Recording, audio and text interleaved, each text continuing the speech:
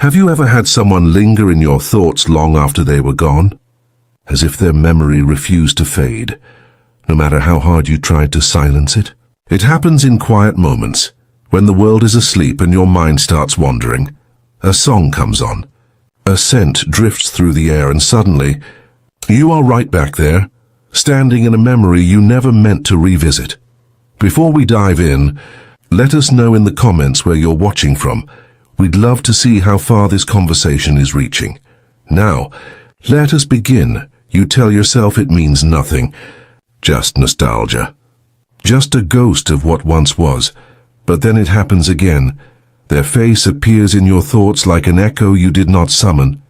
And somewhere deep down, you start to wonder, why? Why does this person, out of everyone you have known, continue to return like a shadow at dusk? Carl Jung once said that the unconscious mind is never random.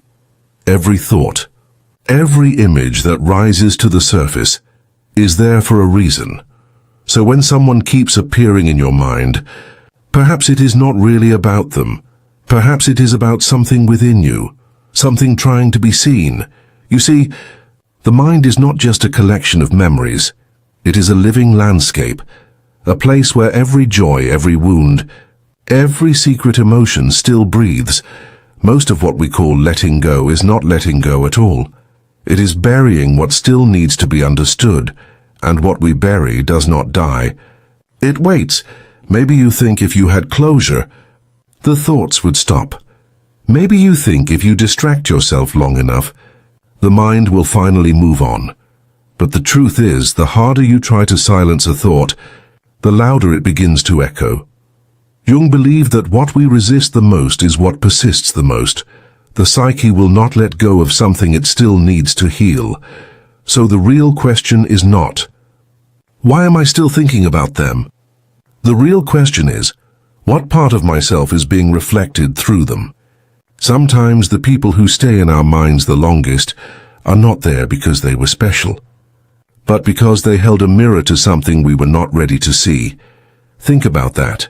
The mind remembers what matters, not just what happened, but what it symbolized. Maybe you admired them. Maybe you loved them. Maybe they hurt you in ways words could not explain.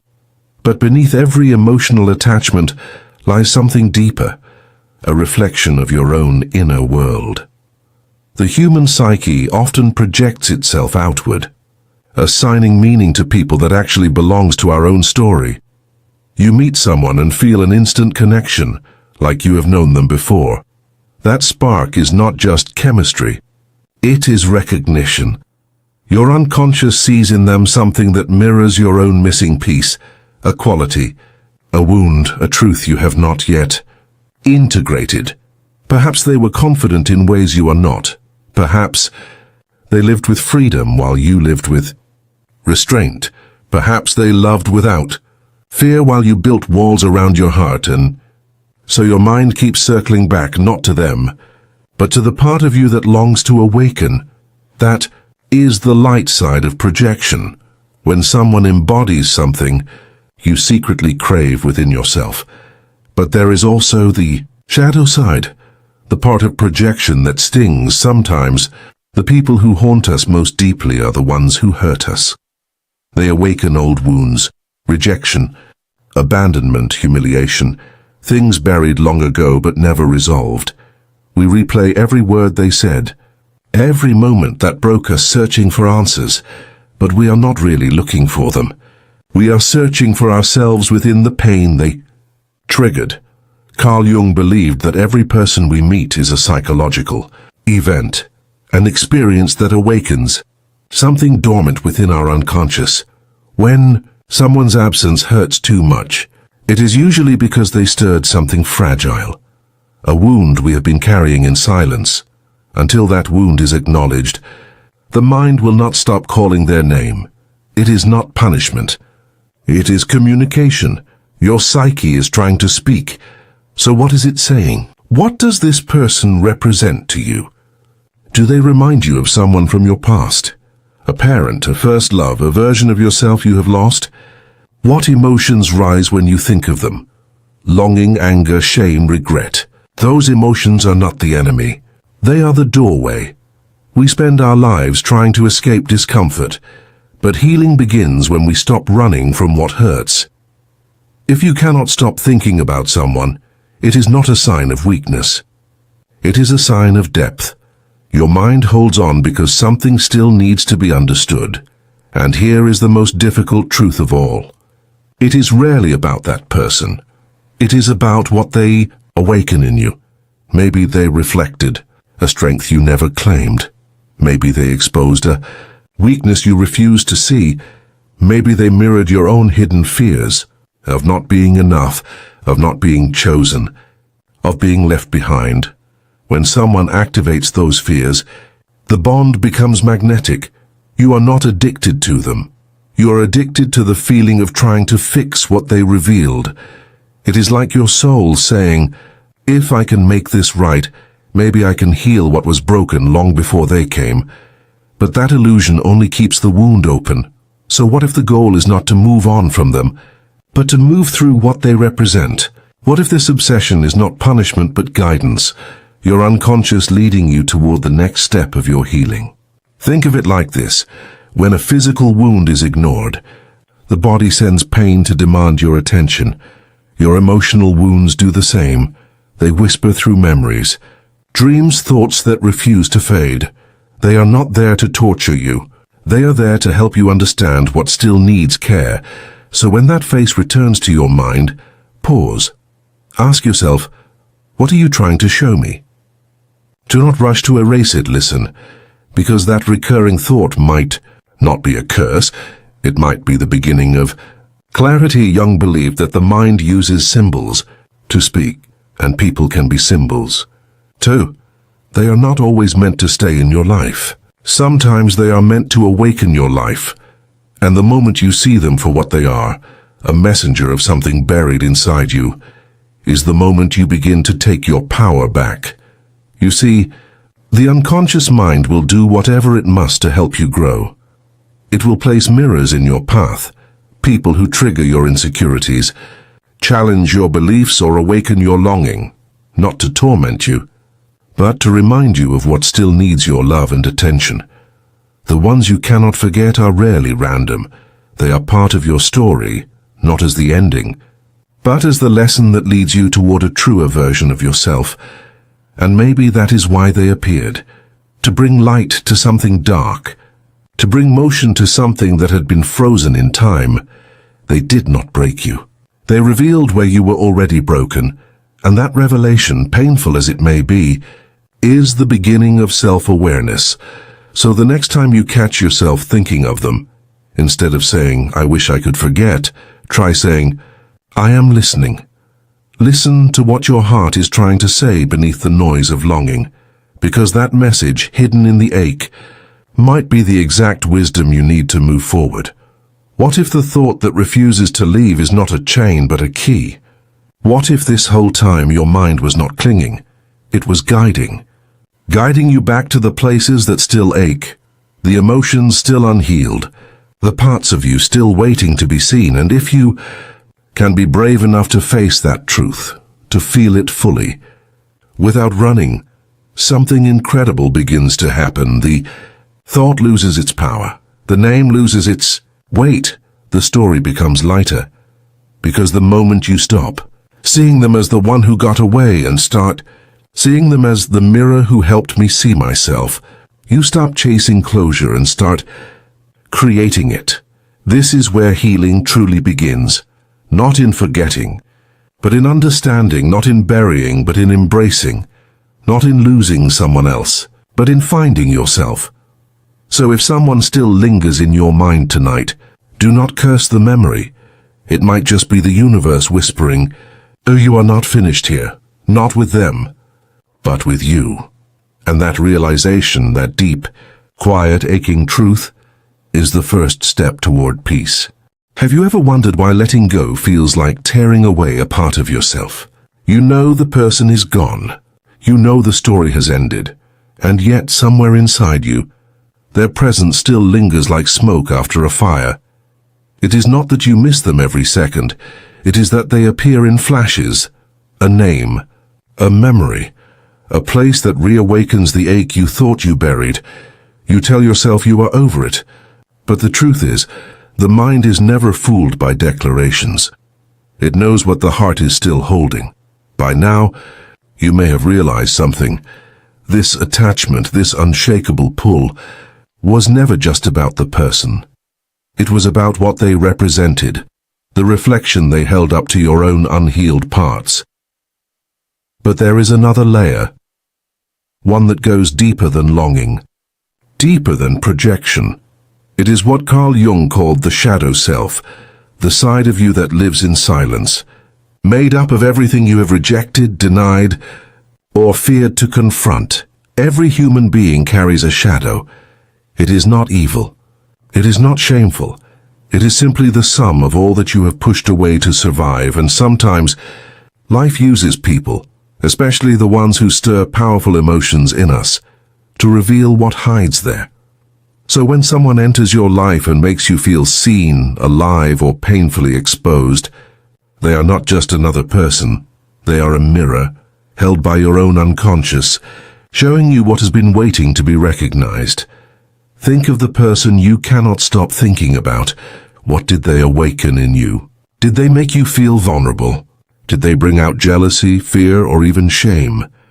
Or did they evoke admiration, the kind that borders on obsession? Those feelings are not coincidences.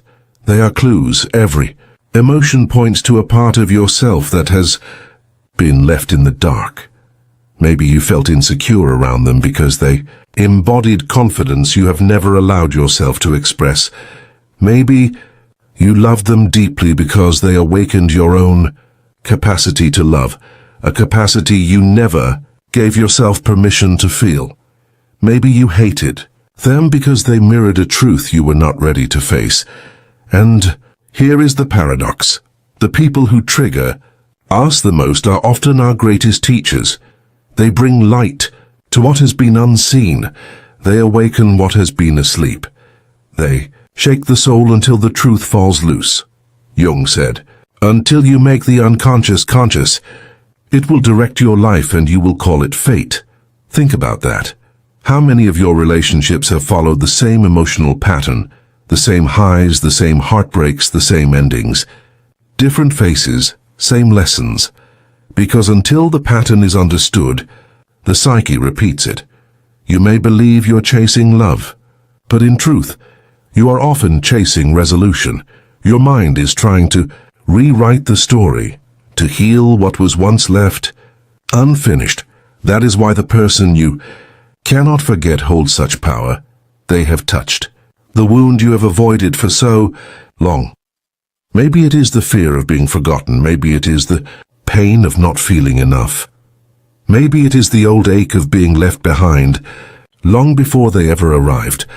And until that wound is acknowledged, the mind will continue circling back, searching for healing in the same place where the hurt began. It is not madness. It is the psyche's way of saying, there is something here you still need to feel. But here is where everything begins to shift. Healing does not happen by silencing the shadow. It happens by listening to it. Ask yourself, and what part of me was awakened through this person? What was I craving that I never gave myself? Was it love? Understanding? Validation? Was it the freedom to be seen without fear? Because the moment you stop blaming them for the ache and start seeing what the ache is pointing to, you begin to reclaim your power. The shadow is not your enemy, it is your guide. It does not want to destroy you, it wants to make you whole.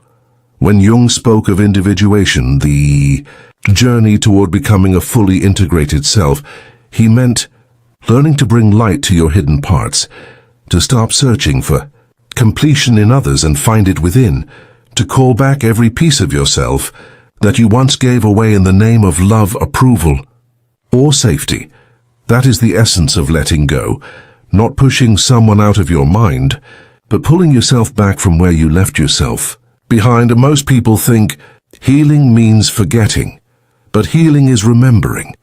Remembering who you were before you placed your worth in someone else's hands. You do not need to erase them to be free. You need to understand what they awakened, and then integrate it into who you are becoming. Maybe they reminded you that you can feel deeply, that your heart still beats with fierce intensity. Maybe they showed you where your boundaries were weak. Maybe they revealed that you have been giving love to others that you never learned to give yourself. If you see it clearly, if you let that truth settle, something remarkable happens. The obsession loses its grip. The thought becomes quieter. The longing transforms into gratitude because you finally realize they were never the missing piece. They were the mirror, pointing you toward it. And this is where the true healing begins. You start to call your energy back piece by piece, breath by breath. You stop asking why they left and start asking what they came to teach. You stop waiting for closure and start creating it. You begin to see that every person who touches your soul leaves a fingerprint, not as a mark of loss, but as a sign of awakening. They remind you of what you still need to face, what you still need to claim. The journey of individuation is not easy. It demands honesty, patience, and courage. It asks you to face the parts of yourself that you have kept hidden, the anger, the jealousy, the fear, the longing. But when you stop running from them, when you begin to hold them with compassion, you reclaim the power that you once gave away, and slowly, the image of that person begins to fade. Not because you forced it, but because you no longer need it. You have absorbed the lesson. You have taken back the projection. You have integrated what they once mirrored. You no longer chase the reflection because you have become. That is what freedom feels like. Not forgetting, but remembering who you truly are, beyond the attachment, beyond the story, beyond the wound, Carl. Jung believed that true liberation begins the moment you stop identifying with the shadow and start embracing it. When you realize that the pain was never your enemy, it was your invitation. So when your mind drifts back to them, when a memory tries to pull you under, pause, take a deep breath and say to yourself, "Thank you for showing me what I needed to see. But I no longer need you to see it."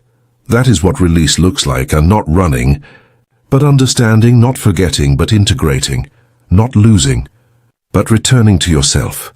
You were never haunted by them. You were being called to heal, and now that you see the truth, you can choose peace over obsession, self-awareness over longing, and self-love over dependence. You can choose to let go, not because you must, but because you are ready. The person who once consumed your mind was never the ending of your story. They were the turning point. They were the mirror that led you back to your own soul. And when you finally understand that, the thought that once felt heavy becomes light. The memory becomes wisdom. The pain becomes power. You stand taller. You breathe deeper. You no longer need to chase what was never meant to stay, because now you are whole, and the part of you that kept searching has finally come home. So if you are listening to this and still holding on to someone in your mind, do not rush to erase them. Listen to what they are trying to show you, because every attachment is a message, and the message is always leading you back to you. Let them go with gratitude. Let yourself stay with grace, and trust that whatever is meant for you will not require you to lose yourself to keep it. Because the truth, the deep, quiet truth, is that peace was never theirs to give. It has always been yours to claim, and maybe, just maybe, that is what this entire experience was trying to teach you all along.